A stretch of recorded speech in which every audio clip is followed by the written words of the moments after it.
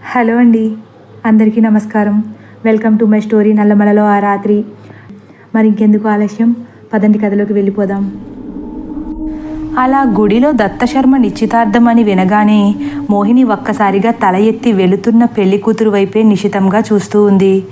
భూపతి వర్మ మాత్రం ఆశ్చర్యంగా, ఏంటి దత్త ఇది, మాతో ఒక్క మాటైనా చెప్పకుండా ఇంతకీ నాన్నగారికైనా తెలుసా అని అడుగుతాడు. దత్త భూపతి వైపు సూటిగా చూడలేక అని తల వంచుకుని వెళుతుండగా కృష్ణశర్మ కల్పించుకుని, నాన్నగారికి తెలియకుండా నేను ఏదైనా చేయగలనా బాబు? నాన్నగారు ఈ అమ్మాయిని చూపించి రేపే దత్తశర్మకు ఈ అమ్మాయితో నిశ్చితార్థం జరిపించమని ఆజ్ఞ వేశారు. నాన్నగారు ఆజ్ఞ వేసిన తర్వాత నేను పాటించకుండా ఉంటానా బాబు అని నవ్వుతూ బయటకు వెళ్ళిపోతారు కృష్ణశర్మ. దత్త పెళ్లి కబురు మోహిని మనసులో గుబులు పుట్టించింది.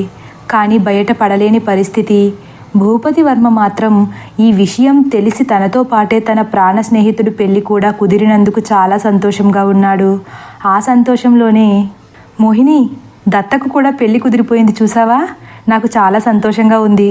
నాకు తెలిసి నువ్వు నాకన్నా సంతోషంగా ఉన్నట్లున్నావు అంటాడు భూపతి వర్మ. మోహిని రాణి చిరునవ్వుని పెదవులపై ఒలికించి మౌనంగా ఉండిపోతుంది. బయటకు వెళుతున్న కృష్ణశర్మ భూపతి మాటలు విని, బాబు, దత్త పెళ్లికి ఎంతో సమయం లేదు, ఎల్లుండే పెళ్ళి, మీరందరూ తప్పనిసరిగా మీ స్నేహితుడి పెళ్లికి రావాల్సిందే అంటారు. ఒక్క మాటైనా భూపతి మాతో అననే లేదు, మీ కోడలనైనా చూపిస్తారా లేక అని వెటకారంగా అడుగుతుంది మహాలక్ష్మి కృష్ణశర్మను. కృష్ణశర్మ వెంటనే, అయ్యో, మీరు ప్రత్యేకంగా అడగాల మహాలక్ష్మి గారు అని బయటకు చూస్తూ, దత్తా, నీకు కాబోయే భార్యను తీసుకునిరా అని బయట ఉన్న దత్తను పిలుస్తారు. దత్త ముఖంలో తెలియని నిరాశ. మోహిని కంటపడడానికి కూడా దత్తకు ధైర్యం చాలట్లేదు. ఇప్పుడు తనకు కాబోయే భార్యను పరిచయం చేస్తే మోహిని ఏమనుకుంటుందో అనే భయం మొదలైంది. మోహిని పరిస్థితి కూడా అదే. దత్త పక్కన వేరే అమ్మాయిని చూస్తుంటే గుండెల్ని గట్టిగా అదిమేసినట్లు అనిపిస్తుంది మోహినికి. నెమ్మదిగా దత్త తనకు కాబోయే భార్య వాగ్దేవిని తీసుకుని లోపలికి వచ్చాడు. మహాలక్ష్మిని చూసి చిన్నగా నవ్వి తలదించేశాడు. అప్పుడు కృష్ణశర్మ సంతోషంగా, మహాలక్ష్మి గారు, ఈ అమ్మాయే దత్తకు కాబోయే భార్య, మా కోడలు, పేరు వాగ్దేవి అంటూనే, దత్త, మీ దంపతులిద్దరూ మహాలక్ష్మి గారి ఆశీర్వాదం తీసుకోండి అంటారు కృష్ణశర్మ. వెంటనే ఇద్దరూ మహాలక్ష్మి కాళ్లకు నమస్కరిస్తారు. ఇంతలో కృష్ణశర్మ మళ్ళీ, అమ్మ వాగ్దేవి, ఈ అబ్బాయి భూపతి వర్మ గారు, మహేంద్ర భూపతి గారి ఏకైక వారసుడు. ఈ అమ్మాయి మోహినీదేవి, భూపతి గారి మేనకోడలు, కాబోయే కోడలు కూడా. వీళ్ళిద్దరూ త్వరలోనే పెళ్లి చేసుకోబోతున్నారు. వీళ్ళిద్దరూ దత్తతోనే పట్నంలో కలిసి చదువుకున్నారు అని సంతోషంగా పరిచయం చేస్తారు కోడలికి. దత్త మాత్రం మౌనంగా ఉండిపోయాడు. వాగ్దేవి మోహిని వైపు చూసి చిన్నగా నవ్వుతుంది. మోహిని అంత కాకపోయినా వాగ్దేవి కూడా చూడడానికి లక్షణంగా లక్ష్మీదేవిలా ఉండేసరికి మోహినికి వాగ్దేవిని చూసిన వెంటనే అసూయతో ముఖం వాడిపోయింది. కనీసం మాట వరసకు కూడా నవ్వకుండా పొగరుగా తలను దేవత వైపుకు తిప్పేసుకుంటుంది. అది గమనించిన దత్త, నాన్నగారు, ఇక నేను బయటికి వెళ్తాను అని బయటకు వచ్చేస్తాడు. వాగ్దేవి కూడా దత్త వెనకే బయటకు వెళ్ళిపోతుంది. కాసేపటికి గుడిలో పూజ పూర్తి చేసుకుని బయటకు వస్తారు భూపతి వర్మ వాళ్ళు. మహాలక్ష్మి ఏదో గుర్తొచ్చినట్లు, మర్చిపోయాను మోహిని, ఇందాక గుడి వెనక అమ్మవారి కోసం తెచ్చిన పట్టుచీర మర్చిపోయాను, ఒకసారి వెళ్ళి తీసుకురా అంటుంది కంగారుగా. నేను వెళ్ళి తీసుకువస్తానత్తయ్య అంటాడు భూపతి వర్మ. వద్దులే భూపతి, నువ్వు వెళ్ళి బండిలో కూర్చో, నేను మోహిని అమ్మవారికి చీర సమర్పించుకుని వచ్చేస్తాం, ఇప్పటికే బాగా అలసిపోయావు అంటుంది మహాలక్ష్మి. భూపతి వెళ్ళి బండిలో కూర్చుంటాడు. మహాలక్ష్మి గుడిలోకి వెళ్తుంది. మోహిని గుడి వెనుకకు చీర కోసం వెళ్తుంది. అక్కడ దత్త ఒంటరిగా కూర్చుని ఏదో ఆలోచించడం గమనించిన మోహిని ఒక్కసారిగా దుఃఖం తన్నుకొచ్చేస్తుంది. దత్త పెళ్లి చేసుకోవడం ఓర్చుకోలేని మోహిని అక్కడ దత్త తప్ప ఎవరూ లేకపోవడంతో నెమ్మదిగా దత్త దగ్గరకు వెళ్ళి దత్త ముందు నుంచుంటుంది. మోహినిని చూసిన దత్త కళ్ళు భయంతో పెద్దగా తెరుచుకున్నాయి. మోహిని, ఏంటి నువ్విక్కడ అంటాడు భయపడుతున్నట్లు. వెంటనే మోహిని దిగులుగా, చెప్పాల్సింది నువ్వు దత్త, అకస్మాత్తుగా ఈ పెళ్ళేంటి అంటుంది. దత్త బాధగా అటువైపుకు తిరిగి, నువ్వు కూడా చేసుకుంటున్నావుగా అంటాడు. మళ్ళీ మోహిని దత్త ముందుకు వెళ్ళి దత్త కళ్ళలోకి చూస్తూ, మరీ ఇంత తొందరగా నన్ను మర్చిపోయావా దత్త అంటుంది. దత్త నిర్లిప్తతగా, నువ్వు మరచిపోయినంత తొందరగా నేను మర్చిపోలేను మోహిని అంటాడు. అంటే నేనెప్పుడు నిన్ను వదిలేస్తాను అని చూసావా అడుగుతుంది సూటిగా. దత్త కాస్త కోపంగా, వదిలించుకున్నది నువ్వు మోహిని, ఇప్పుడు కూడా పోయిందేమీ లేదు, నీకు ధైర్యం ఉంటే చెప్పు, ఎల్లుండి వరకు ఎదురు చూస్తుంటాను అంటాడు. నేను ఆడపిల్లను దత్త, అయిన వాళ్ళను విడిచి నిర్ణయం తీసుకోలేను అంటుంది. నువ్వు ఆడపిల్లవని ఇప్పుడు నీకు గుర్తొచ్చిందా మోహిని అడుగుతాడు దత్త. మోహిని కోపంగా చూస్తూ, దత్త ఏం మాట్లాడుతున్నావు అంటుంది. నేను నీకు చాలాసార్లు చెప్పాను, గుర్తుందా మోహిని, ఏదైతే జరిగే వీలుందో అదే చేయాలి తప్ప జరగని దానికి ప్రయత్నించకూడదని అంటాడు. గమ్యాన్ని చేరుకోగలగడం ప్రయత్నం మీదే ఆధారపడి ఉండదు దత్త. మన గమ్యం మంచిదైతేనే మన ప్రయత్నం సఫలమవుతుంది. అంతేకాని గమ్యమే మంచిది కానప్పుడు మనం ఎంత ప్రయత్నించి ప్రయోజనమేముంది అని నిట్టూర్పుగా అంటుంది మోహిని. అంటే తప్పంతా నాదంటావా? నేను నీకు సరైన గమ్యం కాలేకపోయానంటావా అడుగుతాడు దత్త.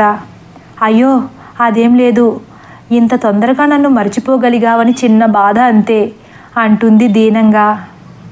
మోహినికి దత్త పెళ్లి కబురు తెలిసాక దత్తపై ప్రేమ మళ్ళీ చిగురించింది. కానీ ఇప్పుడు బాధపడి ప్రయోజనం లేదనుకుని అప్పటి వరకు ఆపుకున్న బాధ కన్నీటి రూపంలో ఒక్కసారిగా బయటకు వచ్చేస్తుంది. కళ్ళని తుడుచుకుని అక్కడ ఉన్న పట్టు చీరను తీసుకుని అమ్మ దగ్గరకు వచ్చేస్తుంది. గుడిలో పని పూర్తి చేసుకుని అందరూ ఇంటికి వెళ్ళిపోతారు. మాఘమాసం రావడానికి 1 నెల రోజులు గడువు ఉండడంతో మోహినిని తీసుకుని విశ్వనాథ్ మహాలక్ష్మిలు వాళ్ళ ఇంటికి వెళ్ళిపోతారు. నెమ్మదిగా పనులు మొదలు పెట్టడానికి ముహూర్తాలు చూసుకుంటున్నారు ఇరు కుటుంబాలు. అక్కడ దత్త విషయానికి వస్తే తనకు ఇష్టం లేకపోయినా తన పెళ్ళి అనుకోకుండా అందంగా జరిగిపోయింది.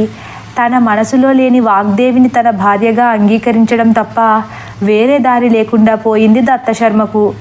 ఇక మోహిని విషయానికి వస్తే పైకి సంతోషంగా నటిస్తూ లోపలే కుమిలిపోతుంది.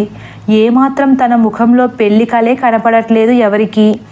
భూపతి వర్మ మాత్రం మోహిని మాటలను నమ్మి మోహిని తనను ఇష్టపడుతుందనుకుని సంతోషంతో పెళ్లి గడియలు ఎప్పుడు వస్తాయా అని 1000 కళ్ళతో ఎదురుచూస్తున్నాడు. ఒక పక్క పెళ్లికి ఎక్కువ సమయం లేకపోవడం వల్ల సునంద వాళ్ళ కుటుంబాన్ని కూడా తొందరగా తీసుకువచ్చేయాలన్నది మహేంద్ర భూపతి కోరిక. అనుకున్నదే తడవుగా పెళ్లి కబురు పంపి ఆహ్వానించేశారు. మహేంద్ర భూపతి కోటలో పెళ్లి కల ఉట్టిపడుతుంది. చెల్లెలు రాధ కుటుంబం చాలా రోజుల తర్వాత ఇంటికి రావడంతో మహేంద్ర భూపతి సంతోషంతో గాల్లో తేలిపోతున్నారు. కానీ రాధకు మాత్రం భూపతి లాంటి అబ్బాయిని అల్లుడిగా చేసుకోలేకపోతున్నందుకు మనసులో చాలా బాధగానే ఉంది. కానీ భూపతి మోహినినే ఇష్టపడడం వల్ల ఇక బాధపడి ప్రయోజనం లేదని పెళ్ళింట్లో తన వంతు పనులను మేనత్త హోదాలో చక్కగా చక్కబెడుతుంది.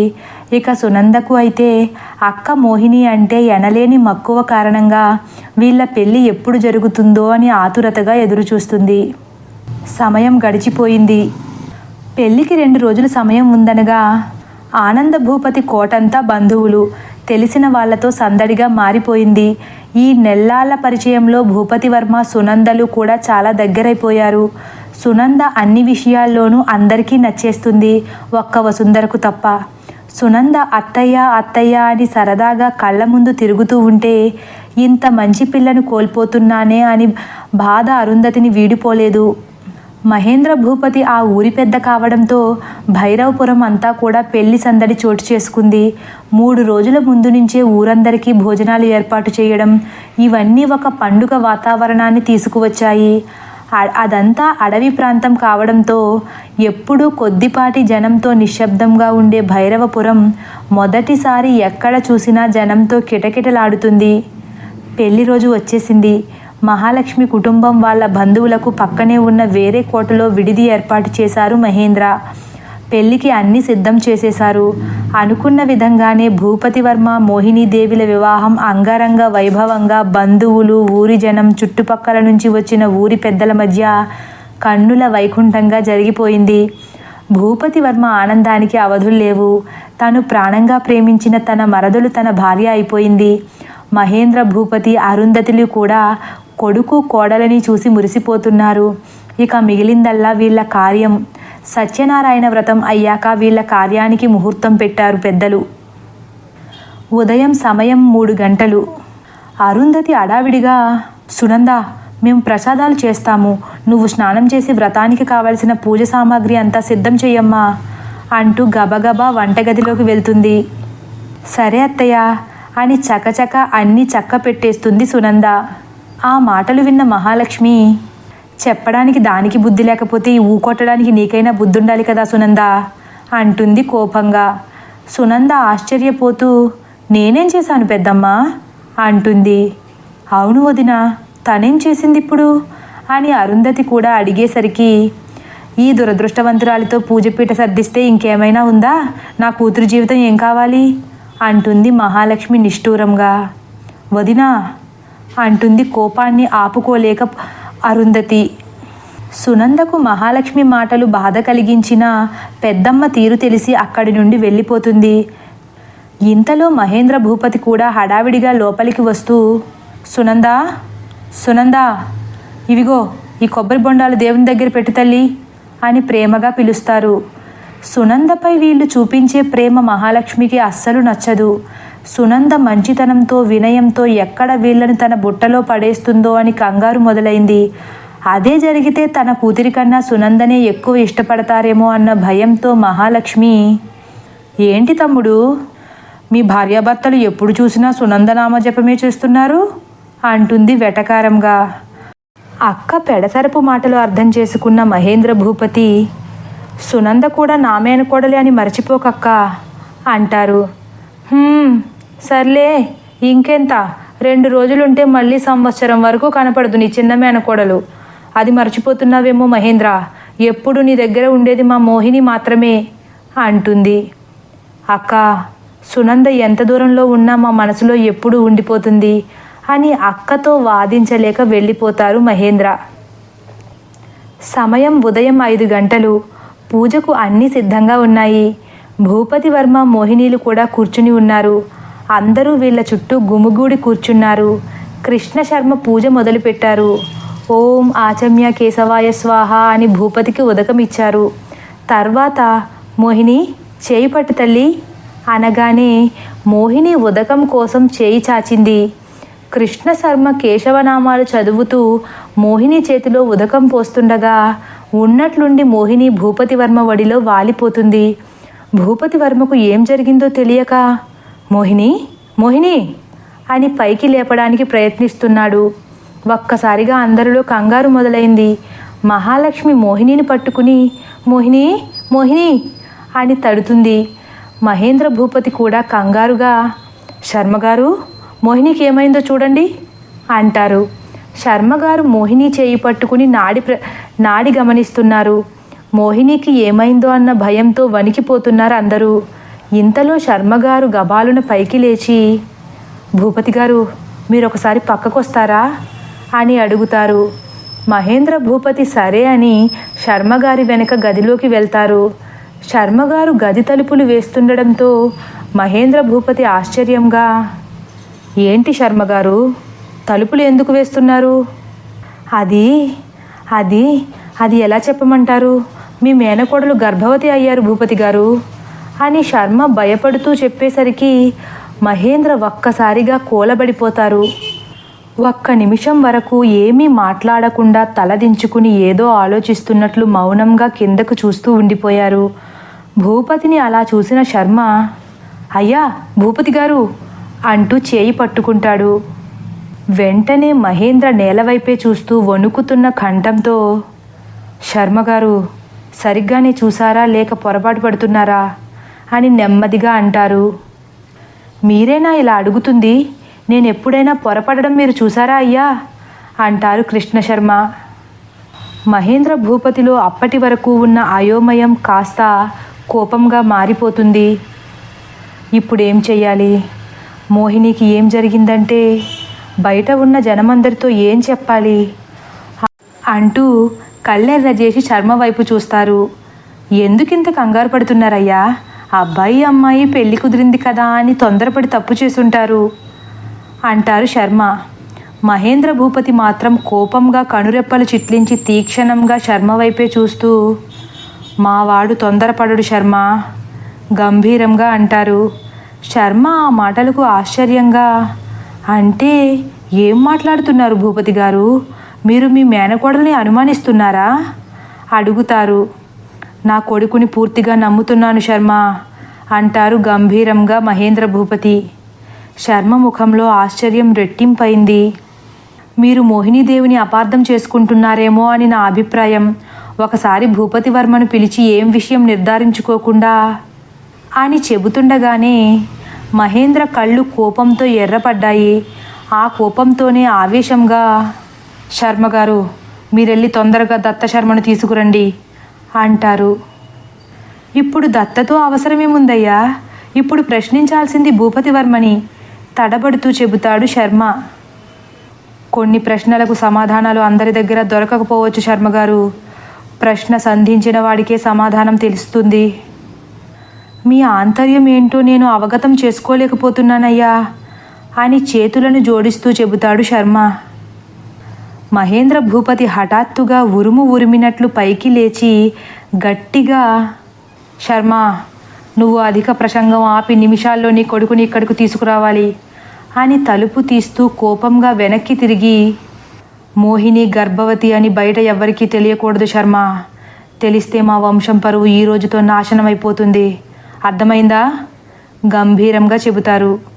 కృష్ణ శర్మ భయపడుతూ, అయ్యో మీరు ప్రత్యేకంగా చెప్పాలా అయ్యా, కాకపోతే వసుంధరమ్మ ఏం జరిగిందని అడిగితే ఏం చెప్పమంటారో అది కూడా మీరే సెలవేయండి భూపతి గారు అంటారు శర్మ. మోహినికి భయంకరమైన రోగం వచ్చిందని చెప్పు, ఆ రోగానికి మందులు లేవని కూడా చెప్పు శర్మ. మహేంద్ర అలా అనేసరికి కృష్ణ శర్మ ఒక్కసారిగా నివ్వెరబోయి, అయ్యా ఏం మాట్లాడుతున్నారు, పట్నం నుంచి వైద్యులు వచ్చి నిర్ధారిస్తే కానీ ఏ విషయమో తేల్చలేమని చెప్పండి శర్మ.